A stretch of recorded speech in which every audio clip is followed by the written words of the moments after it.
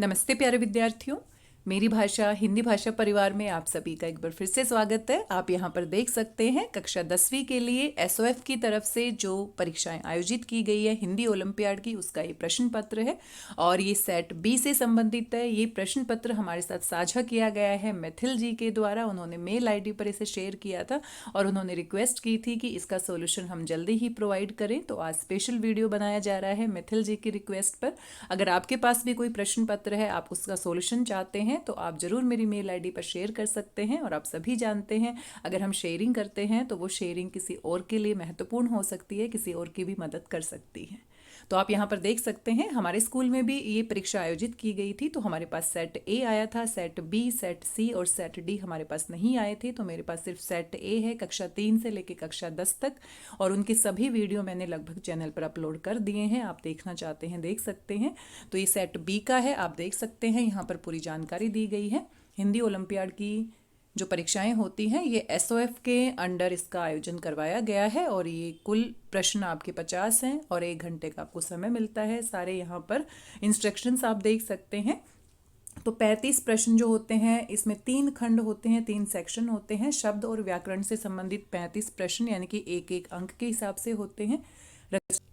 दूसरा खंड आपका रचनात्मक बोध से होता है, जिसमें अपठित गद्यांश, पद्यांश और साथ में मुहावरों से संबंधित 10 प्रश्न मिलते हैं। ये भी एक एक अंक के लिए होते हैं।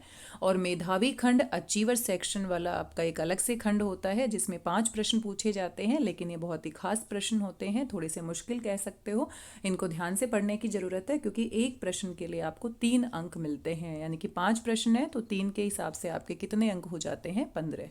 और अगर आप इनको टोटल करके देखते हैं तो ये आपके कुल कितने हो जाते हैं? 60 अंक। तो 50 प्रश्न होते हैं लेकिन आपके अंक कितने होते हैं? 60 होते हैं और 1 घंटे का आपको समय मिलता है। हिंदी ओलंपियाड की परीक्षाएं सिर्फ एसओएफ की द्वारा ही आयोजित नहीं करवाई जाती है, बल्कि और भी बहुत सारे संस्थान हैं जिनके माध्यम से इस परीक्षा का आयोजन करवाया जाता है। कुछ संस्थानों की जानकारी मुझे है, जैसे हिंदी विकास मंच, हिंदी ओलंपियाड फाउंडेशन, हिंदी विकास संस्थान और भी बहुत सारे संस्थान इससे जुड़े हुए हैं। अगर आपके विद्यालय ने एसओएफ के अंडर इन परीक्षाओं का आयोजन किया है, रजिस्ट्रेशन करवाया है एसओएफ के अंडर, तो ये प्रश्न पत्र आपकी मदद करेगा। बाकी भी अगर कोई और संस्थान से भी आप हिंदी ओलंपियाड की परीक्षा दे रहे हैं तो उसमें भी ये आपकी मदद करेगा।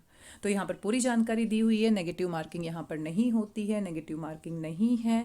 और साथ में आपके एमसीक्यू बेस्ड क्वेश्चन होते हैं, तो आपको पेंसिल या ब्लैक या ब्लू बॉल पॉइंट पेन से आपने अपने गोले भरने होते हैं, यानी कि आपने जेल पेन का यूज नहीं करना। यहाँ एक सैंपल के रूप में एक प्रश्न दिया गया है, कामायनी के रचयिता कौन है? तो जयशंकर प्रसाद जी हैं, यानी कि ग। यहाँ पर ग उत्तर सही है, यानी कि ये क्वेश्चन पेपर है, लेकिन आपको अलग से एक OMR शीट भी मिलती है, तो जिसमें आपके प्रश्न के आगे 4 गोले बने हुए होते हैं। तो ग का गोला जो है उसको आपने फिल करना है।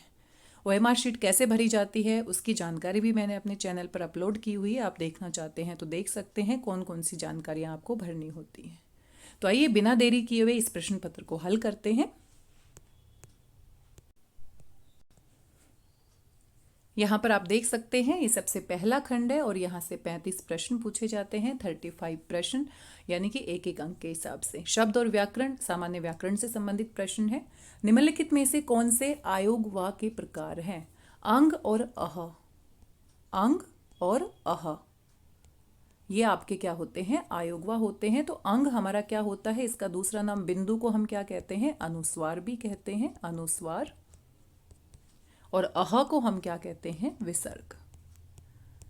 तो जब आप हिंदी व्याकरण की पुस्तक देखते हैं तो हिंदी व्याकरण की पुस्तक में शुरुआत में शब्द और स्वर व्यंजन से संबंधित पूरी वर्णमाला की जानकारी दी होती है। तो उसमें आप पढ़ेंगे स्वर के बाद हमारे क्या आते हैं?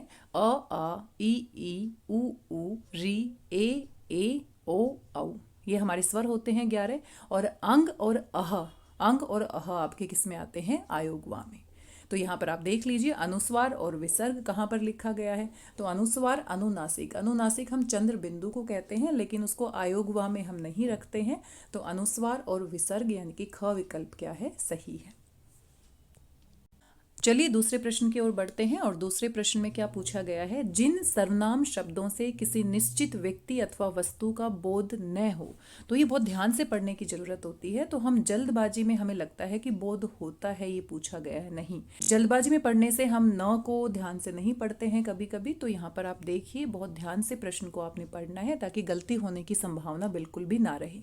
जिन सर्वनाम शब्दों से किसी निश्चित व्यक्ति अथवा वस्तु का बोध अगर होता है तो निश्चयवाचक सर्वनाम आते, लेकिन न हो, नहीं हो, तो यानी कि निश्चय का विपरीत क्या हो जाएगा, अनिश्चयवाचक सर्वनाम। तो आपने बहुत ध्यान से देखना है क्या लिखा गया है, क्या पूछा गया है। सर्वनाम क्या होते हैं? संज्ञा के स्थान पर प्रयुक्त होने वाले शब्दों को हम सर्वनाम कहते हैं और इसके कितने भेद होते हैं? 6 भेद होते हैं। आगे बढ़ जाते हैं। दिए गए वाक्य के रेखांकित पद में विशेषण का कौन सा भेद है? तो विशेषण क्या होते हैं? संज्ञा और सर्वनाम शब्दों की विशेषता बताने का काम करते हैं और ये 4 भेद होते हैं इसके। उसने गाड़ी में 2 लीटर पेट्रोल डलवाया। तो 2 लीटर जो मात्रा है उसको हम माप सकते हैं, गिन नहीं सकते। अगर गिनते तो संख्यावाचक हो जाता। कोई गुण और दोष के बारे में जानकारी होती तो गुणवाचक हो जाता।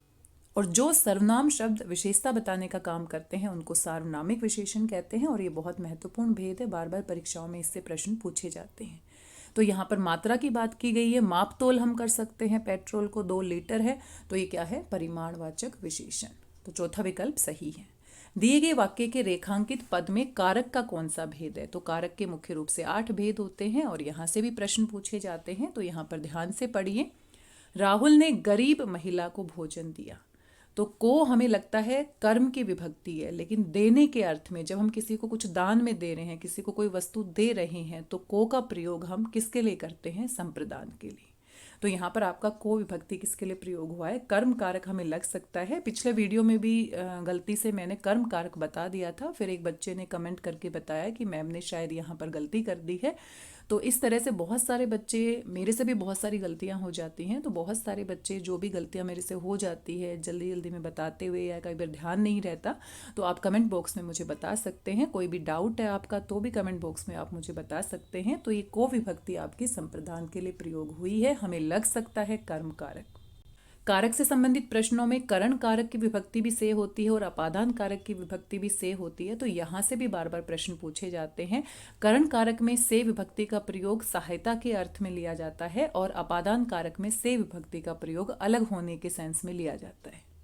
दिए गए वाक्य में काल का कौन सा भेद है? तो काल का टॉपिक भी आपको तैयार करना है, यहाँ से भी प्रश्न पूछे जाते हैं। तो काल मुख्य रूप से 3 प्रकार के होते हैं, उनके भी आगे भेद होते हैं और आप कक्षा 10वीं के लिए अगर परीक्षा देते हैं तो आपको गहराई से पढ़ने की आवश्यकता होती है। यदि तुम परीक्षा देते तो पास हो जाते, देते और पास हो जाते यानी भूतकाल की बात की जा रही है। और यदि ऐसा करते तो ऐसा हो जाता, तो हम कारण बता रहे हैं कि ये अगर होता तो ये हो जाता। तो इस तरह के जो वाक्य होते हैं जिसमें कारण बताया जाता है, एक बात को दूसरी बात से जोड़ा जाता है, तो वो हेतु हेतुमत भूतकाल होता है। आसन भूतकाल में क्या होता है? जो काम अभी अभी खत्म हुआ है, समाप्त हुआ है। संभाव्य भविष्यत काल में क्या होता है? इस काम के होने की संभावना होती है। और पूर्ण भूतकाल क्या होता है? जिसमें काम पूरी तरह से पूरा हो चुका होता है। निम्नलिखित वाक्यों में से कौन सा वाक्य शुद्ध है? तो शुद्ध और अशुद्ध ध्यान से पढ़िएगा। मेरे पास केवल मात्र, तो केवल और मात्र इन दोनों का एक ही अर्थ होता है और दोनों को साथ साथ लगाने की आवश्यकता नहीं है। मेरे पास केवल या फिर मात्र 300 रुपये हैं, तो यहाँ 2 का प्रयोग यहाँ पर सही नहीं है। विश्व भर में ये बात फैली गई, विश्व भर में ये बात फैल गई, फैली का प्रयोग सही नहीं है। अब माता जी का स्वस्थ अच्छा है, तो स्वस्थ शब्द नहीं आएगा, स्वास्थ्य अच्छा है, स्वास्थ्य इस तरीके से हम लिखेंगे। विनय प्रतिदिन रामायण पढ़ता है, तो बिल्कुल सही कौन सा विकल्प है? चौथा विकल्प है, जहां पर शुद्ध वाक्य लिखा गया है। तो आगे बढ़ जाते हैं और यहाँ पर प्रश्न 7 दिया गया है। निम्नलिखित में से एक वचन बहुवचन शब्दों के उचित जोड़े का चयन कीजिए। तो सही जो जोड़ा है वो आपने ढूंढना है, यानी कि बाकी के गलत हैं। तो वर्षा और वर्षे नहीं होता है, तो ये गलत है। धेनु धेनुए ये सही है। चूहिया चूहियाएं नहीं होता है। बालक बालिकाएं नहीं होता है, एक वचन। बालक बालकों होगा, बहुवचन की बात हो रही है। तो यहाँ पर धेनु और धेनुए, धेनु क्या होती है? गाय को हम कहते हैं, संस्कृत का तत्सम शब्द है और बहुत सारी गायें यानी कि धेनुए। तो दूसरा विकल्प सही है। निम्नलिखित में से कौन सा भाववाचक संज्ञा शब्द नहीं है? तो ये बहुत ध्यान से आपने पढ़ना है। कई बार जल्दबाजी में हमें लगता है कि कौन सा भाववाचक है, तो नहीं है पूछा गया है। तो आप देख लीजिए यहाँ पर हंसी, चालाक। तो चालाक तो यहाँ पर विशेषता बताता है, कोई व्यक्ति अगर चालाक है तो ये उसकी विशेषता है। हंसी का भाव होता है, अच्छाई का भाव होता है, और प्रतिष्ठा और मान सम्मान का भी भाव होता है। तो यानी कि यहाँ पर भाववाचक संज्ञा शब्द नहीं है, तो चालाक नहीं होगा। चालाक का भाववाचक संज्ञा शब्द क्या बनेगा? चालाकी। चालाकी का भाव होता है।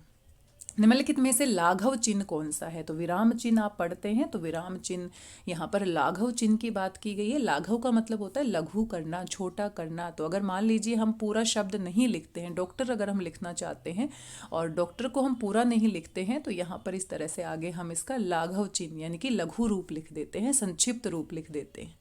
तो लाघव चिन्ह कौन सा है? पहले विकल्प में। और ये यहाँ पर हंस पद होता है। हंस पद का मतलब क्या होता है? अगर कोई शब्द आपने लिखते लिखते बीच में गलती से छोड़ दिया है तो इस तरीके से हम ऊपर उसको लिख देते हैं। और ये आपका उद्धरण चिन्ह होता है। जब कोई बात कही जाती है तो उसको उद्धरण चिन्ह के बीच में कहा जाता है। और ये आपका कोष्ठक होता है, ब्रैकेट होता है। अगर कोई जानकारी, एक्स्ट्रा जानकारी, अतिरिक्त जानकारी आप बीच में लिखना चाहते हैं तो ब्रैकेट के रूप में लिख सकते हैं। आगे है, वाच्य के कौन से भेद में केवल सकर्मक क्रिया होती है? तो वाच्य के मुख्य रूप से 3 भेद होते हैं, कर्तृवाच्य, भाववाच्य, कर्मवाच्य। तीनों नाम आप यहाँ पर देख सकते हैं, जिसमें सिर्फ सकर्मक क्रिया होती है। तो सकर्मक क्रिया एक तो आपका कर्तृवाच्य में होती है। वाच्य के कौन से भेद में केवल केवल पूछा गया है सकर्मक क्रिया होती है? तो सिर्फ सकर्मक होनी चाहिए, यानी कि अकर्मक नहीं होगी। तो भाववाच्य में तो अकर्मक होती है, और कर्तृवाच्य में सकर्मक और अकर्मक दोनों होती है। तो केवल, अगर केवल शब्द नहीं होता तो कर्तृवाच्य में भी सकर्मक होती है और कर्मवाच्य में भी होती है। लेकिन केवल के प्रयोग से सबसे सही विकल्प क्या आएगा? कर्मवाच्य। कर्मवाच्य में कर्म यानी कि सकर्मक क्रिया होती है, तो यानी कि ग विकल्प सही है। निम्नलिखित वाक्यों में से कौन सा विधानवाचक वाक्य नहीं है? तो विधानवाचक नहीं है। आप देख रहे हैं, जानबूझकर ये नहीं वाली कंडीशन लगाई जाती है। वो देखना चाहते हैं कि विद्यार्थी कितने ध्यान से प्रश्नों को पढ़ रहे हैं। वह आज पढ़ने आएगा, तो ये विधानवाचक है। हिमालय भारत की उत्तर दिशा में स्थित है, ये भी विधानवाचक है। ईश्वर हर काम में आपकी सहायता करें, तो यहाँ पर हम इच्छावाचक, हम किसी के लिए आशीर्वाद या विश हम यहाँ पर इच्छा रख रहे हैं मन में, तो ईश्वर हर काम में आपकी सहायता करें, इच्छावाचक है। विराट कोहली आक्रामक बल्लेबाज है, तो इन तीनों में साधारण तरीके से जानकारी दी गई है और ये इच्छावाचक में आएगा, तो यानी कि ये विधानवाचक नहीं है। ब्रह्मा जी का एकमात्र मंदिर कहाँ पर स्थित है? तो जितने भी आपने प्रश्न पत्र देखे हैं एसओएफ ओलंपियाड के अंदर, हिंदी ओलंपियाड का जो ये परीक्षा होती है, इसमें कोई ना कोई प्रश्न आपका सामान्य जानकारी यानी जीके से संबंधित भी होता है। तो ब्रह्मा जी का एकमात्र मंदिर, ब्रह्मा जी के बहुत ही कम मंदिर पाए जाते हैं, और जो एकमात्र यानी कि बिल्कुल एक ही फेमस जो मंदिर है वो पुष्कर में स्थित है, तो यानी कि ख विकल्प सही है। आगे बढ़ जाते हैं और यहाँ पर प्रश्न संख्या 13 आप देख सकते हैं।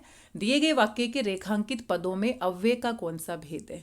तो अव्यय यानी कि अविकारी शब्द जिसमें लिंग, वचन, काल और कारक के अनुसार कोई परिवर्तन नहीं होता है। आसमान में तारे ऐसे लगते हैं जैसे कि मोती बिखरे हो, ऐसे लगते हैं जैसे कि मोती बिखरे हो, तो यानी कि इस बात को जोड़ने के लिए हमने जैसे कि का प्रयोग किया है। जोड़ने का काम कौन से अव्यय करते हैं? समुच्चय बोधक अव्यय करते हैं। क्रिया विशेषण में क्रिया की विशेषता बताई जाती है। संबंध बोधक में दो वस्तुओं के बीच में संबंध दिखाया जाता है। विस्मयादि बोधक में हमारे मन के भाव, हर्ष, शोक, घृणा, इस तरह के भावों की अभिव्यक्ति होती है। और एक निपात भी होता है जिसमें हम किसी बात पर विशेष बल देते हैं। विस्मयादि बोधक युक्त वाक्य के उचित विकल्प का चयन कीजिए। तो यहाँ पर विस्मयादि बोधक से फिर से प्रश्न पूछ लिया गया है, तो यहाँ पर आप ध्यान से देख सकते हैं। हे बालक, तो हे बालक के बाद विस्मयादि बोधक चिन्ह लगना चाहिए। हे बालक शांत हो जाओ, यानी कि सबसे सही विकल्प कहाँ पर है? तीसरा विकल्प सही है। दिए गए वाक्य में कौन सा पद निपात है? तो निपात की अभी हम बात कर रहे थे, तो निपात भी अव्यय में शामिल होते हैं। 5वां भेद होता है। राम ने मंदिर जाकर गीता पढ़ी, ये साधारण वाक्य है, लेकिन गीता भी पढ़ी, तो भी शब्द यहाँ पर किसका काम कर रहा है? निपात का। गीता तो क्या है? नाम है, व्यक्तिवाचक संज्ञा है। पढ़ी क्या है? क्रिया है। और ने क्या है? कारक की विभक्ति है। तो भी आपका क्या है? निपात। निम्नलिखित में से कौन सा शब्द शुद्ध है? तो शुद्ध और अशुद्ध वाक्य भी पूछे गए थे और शब्द भी पूछा गया है, तो बोलकर देखिए। संसारिक नहीं होता है सांसारिक, सांसारिक। तो जैसे आप बोलोगे वैसे आप लिख कर देख लो अलग से।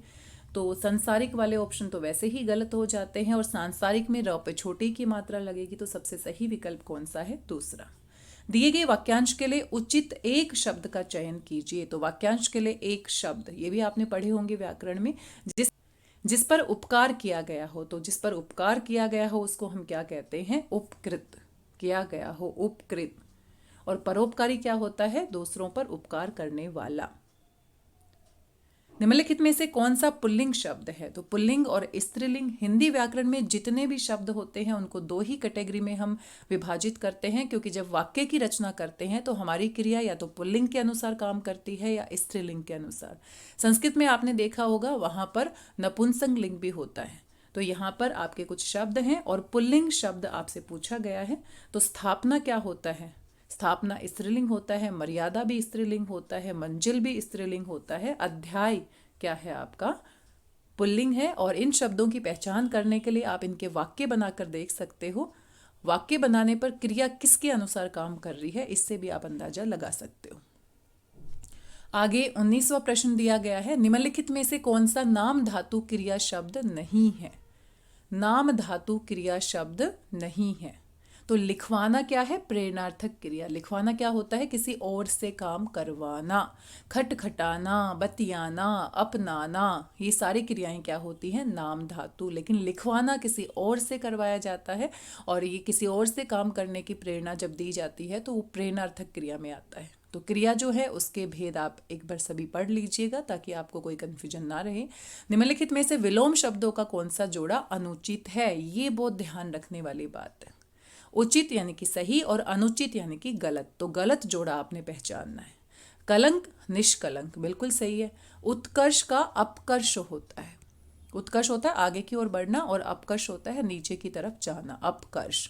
तो यानी कि दूसरा ही विकल्प क्या है? अनुचित। अनुचित यानी कि गलत। आदि, अंत, बिल्कुल सही है। वरिष्ठ यानी कि बड़े को कहते हैं और कनिष्ठ यानी कि छोटे को कहते हैं। देवी और अर्पण शब्दों की संधि कर उचित विकल्प का चयन कीजिए। तो बहुत ही महत्वपूर्ण उदाहरण है और ये जो उदाहरण है, इस तरह के उदाहरण आते हैं, ये यण संधि के हैं। तो देवी और अर्पण, तो यण संधि के प्रभाव से ये आपका क्या बनेगा? दे और आधा व हो जाएगा और बड़ी की मात्रा और य से, तो ये आपका क्या बन जाएगा? ई और अर्पण से यण संधि के प्रभाव से बनेगा देव्यर्पण। य और इस तरीके से आपका शब्द बनेगा देव्यर्पण। तो यानी कि यहाँ पर सबसे सही कहाँ पर लिखा गया है? पहले विकल्प में। निम्नलिखित में से उचित विकल्प का, उचित और अनुचित ये आपने ध्यान रखना है। उचित यानी कि सही विकल्प आपने चुनना है। पुरुषोत्तम अव्ययीभाव समास है। पुरुषों में उत्तम, तो ये आपका तत्पुरुष होना चाहिए और ये क्या है? गलत है, तत्पुरुष समास आएगा। बदौलत, बदौलत में समास का प्रयोग नहीं हुआ है। ब यहाँ पर उपसर्ग है तो ये विकल्प भी आपका गलत हो जाता है। चरण कमल, कमल के समान चरण हैं जो, तो यानी कर्मधारी समास हो जाएगा, ये भी यहाँ पर गलत लिखा हुआ है। गिरिधर, गिरी को धारण करने वाले यानी कि विशेष कोई तीसरा पद प्रधान है भगवान श्री कृष्ण, तो ये बहुव्रीहि समास है, तो ये बिल्कुल सही है। तो उचित विकल्प कौन सा है? चौथा। निम्नलिखित में से पुल्लिंग शब्दों के उचित विकल्प का चयन कीजिए। स्त्रीलिंग और पुल्लिंग की हम बात कर रहे थे, इससे पहले भी प्रश्न पूछा गया था। तो जिसमें सभी शब्द क्या हैं? पुल्लिंग है। सुता आपका क्या होता है? स्त्रीलिंग आ जाएगा। आचार्य और घी पुल्लिंग है। विद्यालय पुल्लिंग है। झील आपका क्या आ जाएगा? स्त्रीलिंग में आ जाएगा। तलवार पुल्लिंग है। बुढ़ापा, बुढ़ापा आपका पुल्लिंग में आएगा। तपस्वी पुल्लिंग में आएगा। तांबा, तांबा भी पुल्लिंग में आएगा। तो यहाँ पर यानी कि ग विकल्प बिल्कुल सही है। सतलुज जो है वो आपका नदी का नाम है, ये स्त्रीलिंग में आ जाएगा। हाथ आपका पुल्लिंग है और पलक आपका स्त्रीलिंग है। तो सभी पुल्लिंग शब्द कहाँ पर है? ग विकल्प में। और आप इनसे वाक्य बनाकर भी देख सकते हैं। मगही जो बोली है वो बिहारी हिंदी के अंतर्गत आती है, तो यहाँ पर चौथा विकल्प क्या होगा? सही होगा, बिहारी। निम्नलिखित में से कौन सा संबंध बोधक युक्त वाक्य नहीं है, जिसमें संबंध बोधक का प्रयोग नहीं हुआ है? भीम के जैसा कोई और नहीं है। पेड़ के नीचे बच्चे खेल रहे हैं, तो पेड़ और बच्चों के बीच में संबंध है के नीचे। भीम के जैसा कोई और नहीं है, कोई और भीम के बीच में संबंध है। बच्चे मजे से खा रहे हैं, तो बच्चे कैसे खा रहे हैं? मजे से। यहाँ पर क्रिया विशेषण है, संबंध बोधक नहीं है। विद्यालय के पीछे कुआं है, तो कुआं और विद्यालय के बीच में संबंध है। तो इस तरीके से यहाँ पर अव्यय और अविकारी शब्दों से 2-3 प्रश्न पूछ लिए गए हैं। आप इस टॉपिक की अच्छे से तैयारी कर सकते हैं। आगे जो प्रश्न दिया गया है उसे भी हम देख लेते हैं। दिए गए वाक्यों के रेखांकित पदों में प्रयुक्त क्रिया विशेषण के भेदों के उचित विकल्प का चयन कीजिए। तो क्रिया विशेषण के मुख्य रूप से 4 भेद होते हैं और सभी के नाम इन विकल्प में आपको मिल जाएंगे। रीतिवाचक, कालवाचक, स्थानवाचक और परिमाणवाचक। दादाजी वहाँ टहलते हैं। कहाँ टहलते हैं? वहाँ। तो वहाँ जगह के बारे में यानी स्थानवाचक है। तो ये जो विकल्प है आपका किसका उदाहरण होगा? स्थानवाचक क्रिया विशेषण स्थानवाचक का होगा। दिनेश रात भर पढ़ता रहा। कब पढ़ता रहा? रात भर, यानी कि समय की जानकारी दी जा रही है। कालवाचक क्रिया विशेषण, कालवाचक क्रिया विशेषण। तो ये दोनों विकल्प कहाँ पर सही है आप देख लीजिएगा। पहले में स्थानवाचक आएगा और दूसरे में कालवाचक आएगा, यानी कि घ विकल्प सही है। धृतराष्ट्र शब्द के वर्ण विच्छेद के उचित विकल्प का चयन कीजिए। तो बचपन में ही हम सीखते हैं वर्ण विच्छेद कैसे किया जाता है। तो आप ये विकल्प मत देखिए, पहले अपने आप से करके देखिए। तो ध और यहाँ पर री ऋषि की मात्रा है तो री, और त में आपका अ मिला है, और रा में र और आ की मात्रा लगी है, और ये आधा श है, आधा श यानी कि इस तरीके से लिखा जाएगा, और ट और नीचे ट्र।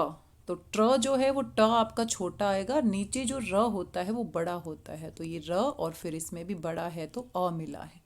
तो आप ध्यान से देखिए, विकल्प ढूंढिए कौन से विकल्प में सही लिखा गया है।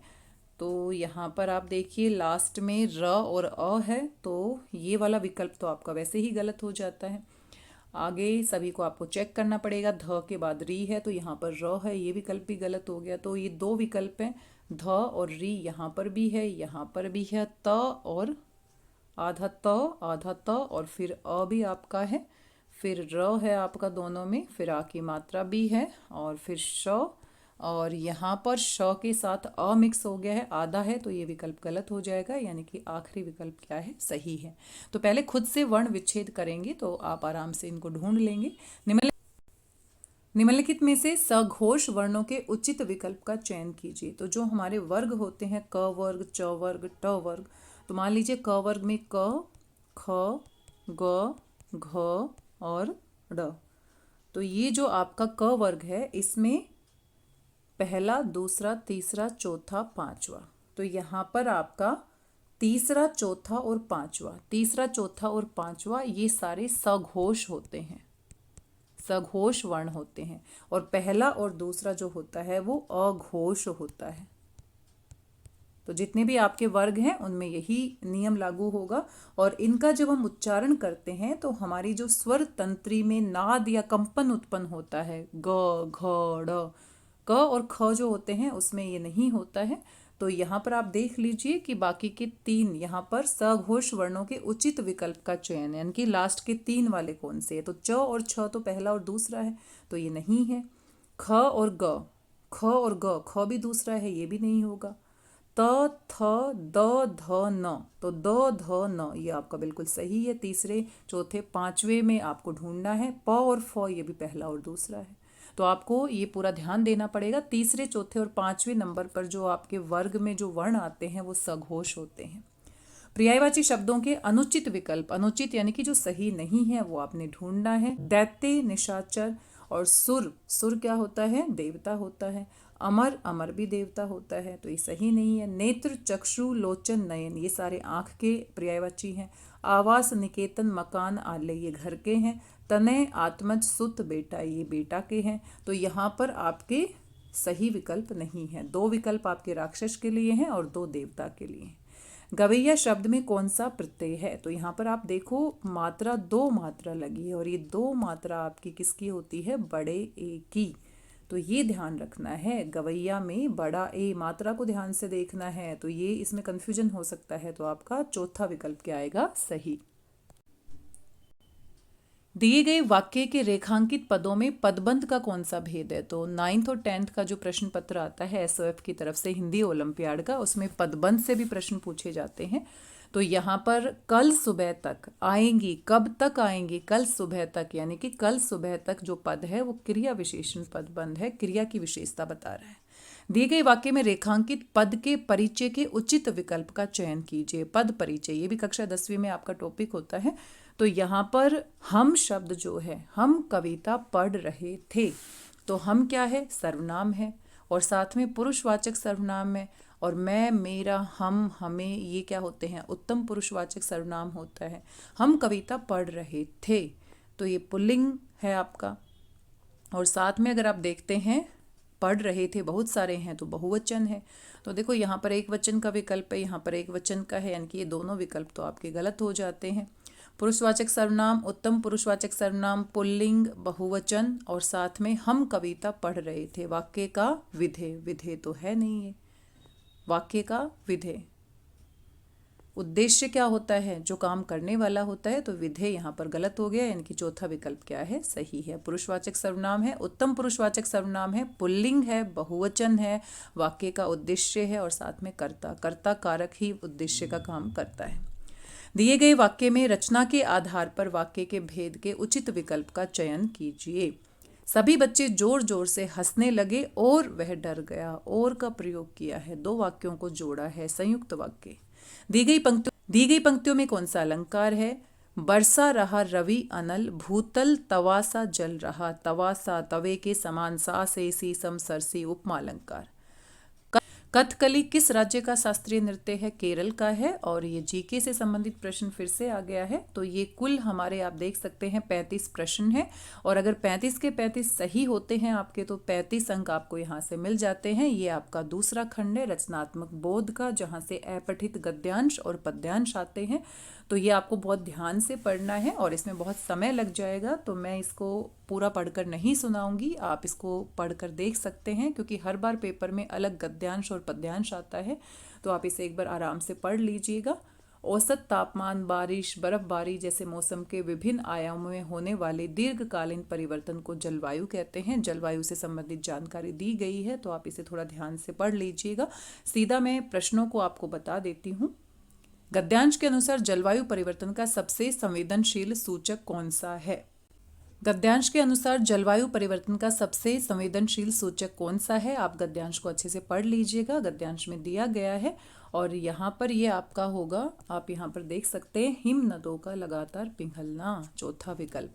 ग्रीन हाउस गैसों की मात्रा बढ़ने पर तापमान पर क्या प्रभाव पड़ेगा। बिल्कुल तापमान बढ़ जाएगा, यानी कि यहाँ पर तीसरा विकल्प सही है। जलवायु परिवर्तन का मुख्य कारण क्या है। जो ग्रीन हाउस गैसें हैं वो बढ़ जाती हैं, तो यानी कि जलवायु परिवर्तन होता है। आगे आप देख सकते हैं, यहाँ पर कुछ कविता की पंक्तियाँ हैं, यानी कि पद्यांश है। इसको भी ध्यान से पढ़ने की ज़रूरत है, आप इसे पढ़ लीजिएगा। और यहाँ से भी 3 सवाल पूछे गए हैं, तो बहुत समय लग जाता है, वीडियो काफ़ी लंबा हो जाता है। अटल बिहारी वाजपेयी जी की ये पंक्तियाँ हैं। हम जंग न होने देंगे, विश्व शांति के हम साधक है, जंग न होने देंगे। कभी न खेतों में फिर खूनी खाद फलेगी, खलिहानों में नहीं मौत की फसल खिलेगी। अपमान फिर कभी न अंगारे उगलेगा, एटम से नागासाकी फिर नहीं जलेगी। युद्ध विहीन विश्व का सपना भंग न होने देंगे, जंग न होने देंगे। बहुत ही अच्छी पंक्तियां हैं, चलिए मैं इन्हें पढ़ ही देती हूँ।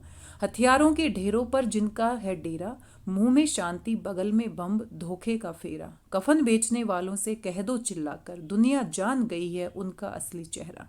कामयाब हो उनकी चालें, ढंग न होने देंगे, जंग न होने देंगे। जंग यानी कि युद्ध नहीं होने देंगे, क्योंकि युद्ध कभी भी किसी के लिए भी अच्छा नहीं हो सकता। हमें चाहिए शांति, जिंदगी हमको प्यारी, हमें चाहिए शांति, सृजन की है तैयारी। हमने छेड़ी जंग भूख से, बीमारी से, आगे आकर हाथ बटाएं दुनिया सारी। हरी भरी धरती को खूनी रंग न लेने देंगे, जंग न होने देंगे, जंग न होने देंगे। बहुत ही सुंदर पंक्तियां हैं, विश्व शांति की कामना की गई है। अटल बिहारी वाजपेयी जी की ये पंक्तियां हैं। खलिहानों में नहीं मौत की फसल खिलेगी, पंक्ति में मौत की फसल से क्या तात्पर्य है। युद्ध के कारण किसानों की मेहनत व्यर्थ होना, प्राकृतिक वस्तुओं का विनाश होना, युद्ध के कारण अपार जनहानि होना। खलिहानों में नहीं मौत की फसल उगेगी, यानी कि युद्ध जब होता है तो कितने लोग मारे जाते हैं। युद्ध के कारण फसल खराब होना, तो यानी कि तीसरा विकल्प क्या है, सही है। पद्यांश के अनुसार भारतवासियों ने किनसे जंग छेड़ी है। दुश्मनों और मित्रों से, युद्ध और संधि से, बम और हथियारों से, बीमारी और भूख से। तो अंतिम पंक्तियों में हमने देखा था कि हमने छेड़ी जंग भूख से और बीमारी से। तो यहाँ पर कौन सा विकल्प सही है, चौथा विकल्प सही है। नागासाकी फिर नहीं जलेगी से कवि का क्या अभिप्राय है। हिरोशिमा और नागासाकी पर अणु बम गिराए गए थे द्वितीय विश्व युद्ध के दौरान। तो इससे क्या अभिप्राय है? युद्ध के लिए परमाणु सामग्री उपलब्ध ना होना, नागासाकी जैसी घटना को फिर से ना होने देना, फिर नहीं जलेगी यानी कि फिर से इस तरह की घटनाएं नहीं होने देंगे। हिरोशिमा तथा नागासाकी को याद करना, विश्व में परमाणु शक्ति को बढ़ावा देना। तो सबसे सही विकल्प कौन सा है? दूसरा। और आगे मुहावरे और लोकोक्तियों से यहाँ पर 3 प्रश्न पूछे गए हैं। क्रोधित होना अर्थ के लिए मुहावरे के उचित विकल्प का चयन कीजिए। तो खून खोलना यानी कि क्रोधित होना, पानी में आग लगाना, झाड़ू फेरना, जंगल में मंगल होना। तो क्रोधित होना कौन सा सही विकल्प है? खून खोलना। निम्नलिखित में से मुहावरे तथा उनके अर्थों के अनुचित विकल्प का, उचित और अनुचित ये ध्यान देना है। अनुचित यानी कि जो गलत है। गले मंडना, जबरदस्ती कुछ देना, कलेजा छलनी होना, बहुत दुखी होना, ख्याली पुलाव पकाना, इच्छाएं पूरी करना, हाथ पैर मारना, कोशिश करना। तो ख्याली पुलाव पकाना यानी कि अपने ख्यालों में खोए रहना, इच्छाएं पूरी करने के लिए तो मेहनत करने की आवश्यकता है, सिर्फ सपनों में खोए रहना यानी कि तीसरा विकल्प क्या है? अनुचित है। गले मंडना, जबरदस्ती कुछ देना, किसी को जबरदस्ती गले मंड देना। निम्नलिखित में से कौन सी एक लोकोक्ति नहीं है? तो मुहावरे क्या होते हैं? वाक्यांश होते हैं जो वाक्य में प्रयोग किए जाते हैं, और लोकोक्ति जो होती है वो एक पूरी उक्ति होती है। तो यहाँ पर एक तो करेला दूजा नीम चढ़ा लोकोक्ति है, चेहरे पर हवाइयाँ उड़ना मुहावरा है, पराधीन सपने हूँ सुख नाही जिसका अपने आप में अर्थ स्पष्ट होता है बिना किसी वाक्य प्रयोग के, वो लोकोक्ति होती है। खग जाने खग की भाषा, तो चेहरे की हवाइयाँ उड़ना, चेहरे पर हवाइयाँ उड़ना, ये क्या है? मुहावरा। ढाक के 3 पात लोकोक्ति का अर्थ क्या है? प्रत्यक्ष को प्रमाण की आवश्यकता नहीं होती, हाथ कंगन को आरसी क्या, पढ़े लिखे को फारसी क्या। 3 अलग अलग तरह के लोग, ऐसा नहीं है। लाभ का 3 हिस्सों में बंटना, ऐसा नहीं है। ढाक के 3 पात का अर्थ होता है सदा एक जैसी स्थिति बने रहना, कोई भी बदलाव नहीं होना। तो यानी कि सबसे सही विकल्प कौन सा है? घ विकल्प। और आगे मेधावी खंड है, अचीवर सेक्शन है, और जहां पर एक प्रश्न आपका 3 अंक के लिए होगा। कुल 5 प्रश्न यहाँ पर है, यानी कि 15 अंक के लिए ये सेक्शन है। तो ध्यान से प्रश्नों को पढ़ना है, थोड़े मुश्किल प्रश्न हम कह सकते हैं। दिए गए वाक्यों के रेखांकित पदों में प्रयुक्त कारक के भेदों के उचित विकल्प का चयन कीजिए। अंशुल दिल्ली से जयपुर जा रहा है, दिल्ली से जयपुर, दिल्ली से अलग हो रहा है, यानी कि अपादान कारक, अपादान कारक। और करण कारक, बार बार यहाँ से प्रश्न पूछे जाते हैं। गीता कार से विद्यालय गई, जानबूझकर, करण कारक है, कार की सहायता से विद्यालय गई। मंत्री जी ने गरीबों को आवास दिए, देने के अर्थ में। तो ये तीनों ही जो आपके कारक हैं बहुत महत्वपूर्ण है, थोड़ा सा समझ जाओगे तो कभी गलती नहीं होगी, और वैसे ही अगर बिना ध्यान से करेंगे तो फिर गलती होने की संभावना है। किसी को देने के अर्थ में क्या होगा? संप्रदान, संप्रदान कारक। तो यहाँ पर आप देख लीजिए, अपादान, करण और संप्रदान, अपादान, करण और संप्रदान। तो ये आपका दूसरा विकल्प क्या है? सही। दिए गए वर्णों तथा उनके उच्चारण स्थानों को ध्यान पूर्वक पढ़कर उचित विकल्प का चयन कीजिए। तो हमारे मुंह के कौन से हिस्से को स्पर्श करते हुए वायु निकलती है जब हम इनका उच्चारण करते हैं, वही उसका उच्चारण स्थान होता है। तो ये है आपका च, छ, ज, झ, भ। तो ये आपका क, च, ट, त और प, ये वर्ग होते हैं। तो ये आपका कंठ से बोला जाता है, कंठे। च जो होता है तालु से तालव्य। ट आपका क्या होता है? मूर्धन्य, मूर्धन्य। आप किसी भी पुस्तक को देखोगे आपको मिल जाएगा, बोलकर देखोगे तो भी आप महसूस कर सकते हैं। और त आपका दंते होता है, दंते। और प आपका ओष्ठे, ओष्ठे। तो इस तरीके से उच्चारण स्थान होते हैं। तो आप देख सकते हैं, च वाला तालव्य होना चाहिए, ये आपका क्या है? गलत है। ट वाला मूर्धन्य होना चाहिए, ये आपका गलत है। और त वाला दंते बिल्कुल सही है। और प, फ, ब, भ, म, ओष्ठे, तो ये भी सही है और ये भी सही है। तो यानी कि स और द, स और द आपके बिल्कुल सही है। उपसर्गों के आधार पर अनुचित विकल्प का चयन कीजिए। तो यहाँ पर सही विकल्प आपने देखना है और अनुचित का चयन करना है। अकथनीय, अ और कथनीय, अयोग्य, अतिक्रमण, तो ये आपका क्या है? अनुचित विकल्प का चयन कीजिए। अति यहाँ पर यानी कि अ उपसर्ग वाला नहीं है, तो ये अनुचित है। बाकी भी हम देख लेते हैं। अधि, तो यहाँ पर ध्यान से देखिए, यण संधि का प्रभाव है। अध्यक्ष देखने में अधि नहीं दिख रहा, लेकिन नियम के अनुसार अधि जमा अक्ष। अधि जमा लाभ, अधि जमा नियम, ये बिल्कुल सही है। और ये जो ऊपर बिंदु होता है वो सम के रूप में परिवर्तित हो जाता है, सम और बंध, सम और मान, सम और पूर्ण, ये भी सही है। और ये ऊपर र जो है वो आपका आधा र, दुर्जन, दुराचार और दुर्घटना, तो यानी कि सारे सही हैं। ऊपर वाला जो आपका विकल्प था ग विकल्प वो बिल्कुल सही था। निम्नलिखित वाक्यों के रेखांकित वाक्यांशों में सर्वनाम पदबंध के अनुचित विकल्प, यानी कि जहां सर्वनाम नहीं है, बाकी में सर्वनाम पदबंध होगा और एक में नहीं होगा, वो ढूंढना है। तो शेर की तरह दौड़ने वाला वह सर्वनाम है, कठोर वाणी बोलने वाले आप सर्वनाम है, घर के कोने में लगा हुआ पेड़ ये आपका संज्ञा है, पेड़ की बात हो रही है, संज्ञा। और छात्रों में से कुछ, कुछ यानी कि अनिश्चयवाचक सर्वनाम, तो आपका कौन सा विकल्प सही है? ग विकल्प सही है। यहाँ पर आपको ध्यान से देखना है और यहाँ पर कॉलम 1 और कॉलम 2 दिया गया है, आप देखिए जरा। अविकारी शब्दों से संबंधित प्रश्न है और यहाँ पर आपने सही का चयन करना है। लखन चारों ओर देखने लगा, कहाँ देखने लगा? चारों ओर, क्रिया विशेषण सही है। रणवीर के पास सोने की अंगूठी है, रणवीर के पास सोने की अंगूठी है, तो ये क्या है? संबंध बोधक, तो दूसरा आपका चौथे विकल्प के साथ जाएगा। यदि तेज वर्षा हुई तो बाढ़ आ जाएगी, यदि और तो ये क्या है? आपका समुच्चय बोधक, जोड़ने का काम कर रहे हैं। अच्छा तुम कविता भी लिखते हो, विस्मयादि बोधक है और ये आपका पहले के साथ ही जाएगा। तो यहाँ पर अ का पहला विकल्प और अ का पहला विकल्प 2 में है, ब का चौथा विकल्प और यहाँ पर दूसरा है, तो ये अपने आप गलत हो जाता है, यानी कि चौथा विकल्प क्या है? सही है। प्यारे विद्यार्थियों, यहाँ पर कुल 50 प्रश्न दिए गए थे और कुल अंक आपके 60 रहेंगे। तो ये पूरा प्रश्न पत्र हमने हल करने का प्रयास किया है। आशा करती हूँ जानकारी आपको पसंद आई होगी। अगर आपके पास भी कोई प्रश्न पत्र है और आप चाहते हैं उसका सॉल्यूशन देखना, तो आप मेरे साथ मेरी मेल आईडी पर शेयर कर सकते हैं, rekha.yadav2009@gmail.com। आज के लिए बस इतना ही। मिलते हैं किसी नई जानकारी के साथ किसी नए वीडियो में। तब तक स्वस्थ रहिए, व्यस्त रहिए, मस्त रहिए और खुश होकर पढ़ते रहिए और अपने जीवन में नई ऊंचाइयों को प्राप्त कीजिए, अपने सपनों को पूरा कीजिए। बहुत बहुत धन्यवाद।